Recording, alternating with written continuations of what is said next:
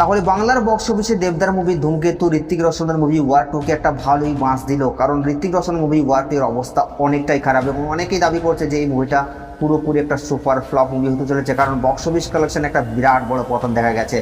যদিও অনেকেই আশা করেছিল যে ডে 3 হয়তো শনিবার রবিবার মুভিটা ভালো বক্স অফিস কালেকশন করবে এবং সেখানেও দর্শককে কিন্তু অনেকটা হতাশ করছে এবং যারা মুভিটাকে ক্রিটিসাইজ করেছে তারাও কিন্তু সেরকম লেভেলের কোনো বক্স অফিস আপডেট দিচ্ছে না ওয়ার 2 মুভিটাকে নিয়ে। এবং এখানেই সবথেকে বড় প্রবলেমটা শুরু হয়েছে, অনেকেই দাবি করছে ওয়ার 2 মুভিটা একটা ষড়যন্ত্রের শিকার হয়েছে।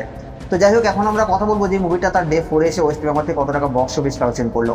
তো গাইস আপনাদেরকে জানিয়ে দিই, ওয়ার 2 মুভিটা তার ডে 4 এসে ওয়েস্ট বেঙ্গল থেকে বক্স অফিস কালেকশন করেছে 12 লক্ষ টাকার মতো এবং টোটাল 4 দিনের মুভিটা ওয়েস্ট বেঙ্গল থেকে বক্স অফিস কালেকশন করেছে 2,52,00,000 টাকা।